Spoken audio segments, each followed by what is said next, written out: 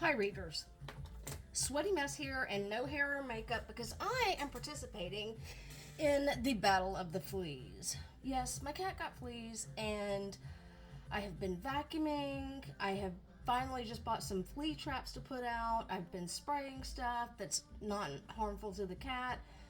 Nothing's working right now. I just got the flea traps in today, so fingers crossed they will work overnight and at least let me know they're effective. Inshallah.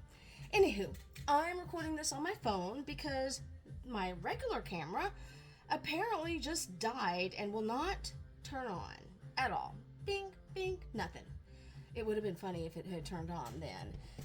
So, in addition to the Battle of the Fleas, I only read one book last week, but you'll see why. It is a big chonker. I really enjoyed Ken Follett's Fall of Giants. In this, a 13-year-old Welsh boy enters a man's world in the mining pits. An American law student, rejected in love, finds a surprising new career in Woodrow Wilson's White House. A housekeeper for the aristocratic Fitzherberts takes a fateful step above her station, while Lady Maud Fitzherbert herself crosses deep into forbidden territory when she falls in love with a German spy. And two orphaned Russian brothers embark on radically different paths when their plan to immigrate to America falls afoul of war, conscription, and revolution. From the dirt and danger of a coal mine to the glittering chandeliers of a palace, from the corridors of power to the bedrooms of the mighty, Fall of Giants takes us into the inextricably entangled fates of 5 families, and into a century that we thought we knew, but that now will never seem the same again. So, this book starts in 1911 when Billy Williams first goes to work at, I think he's like 13, in the coal mines. And then it skips ahead to 1914, which we know is a significant year because that was the start of World War I. And it takes you from England, Wales, Germany, Paris, and into Russia. I can't remember what city in Russia, but there was one issue that I had with this book. Well, one minor issue that I had with the actual book, and that was they spent a lot of time with the Russian brothers. I didn't feel like Billy Williams got enough attention. That's the one person I would have liked to have seen more of. I really liked him as a character, and I loved his sister. But and when I do I've already recorded it, but for what I'm reading now, that'll come on in a couple weeks, I talk about how this is the major issue, not with the book, but with the publisher and whoever they chose to have print it.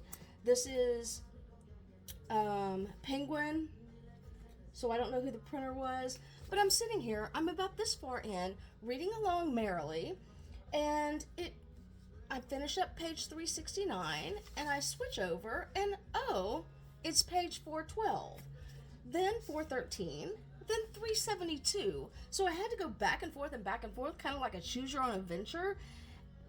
And there were pages completely missing, but I got the gist of these 2 chapters. It's about 2 chapters worth of stuff that was like that.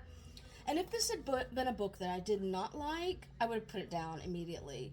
But I really liked it, and I wanted to see where the story goes. That said, it just took a long time to finish it.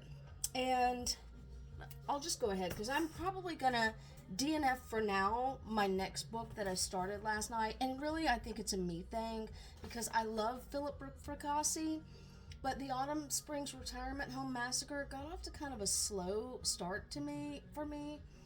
I loved his book A Child Alone with Strangers. That one reached in and grabbed hold of my heart and did not let go till the very end, and I still think about that today. But this one has not started like that, so I think, even if I only read one book next week, which may be fine because I don't have a camera, I'm shooting off my phone, that I might just move on to book 2, which is, I think it's called The Winter of the World. It is Winter of the World, which is in World War II, which is right up my wheelhouse, as you know. And just back to the camera issue, I'm gonna keep the videos I film on phone to 10 minutes or less, longer than a short, but not as long as my usual 16 to 20-minute videos, because these suckers are a grand, and I'm really kind of miffed that I plugged it in, tried to charge it to see if that was an issue. I'll try it again, but like, I'm miffed that it would just completely not work now. No good, Sony. So anyway, enough of my bitching about that. It is time for a new audiobook. I was going to start on the 1st, but it was Taylor Swift release day on the 3rd, so I needed to listen to some music.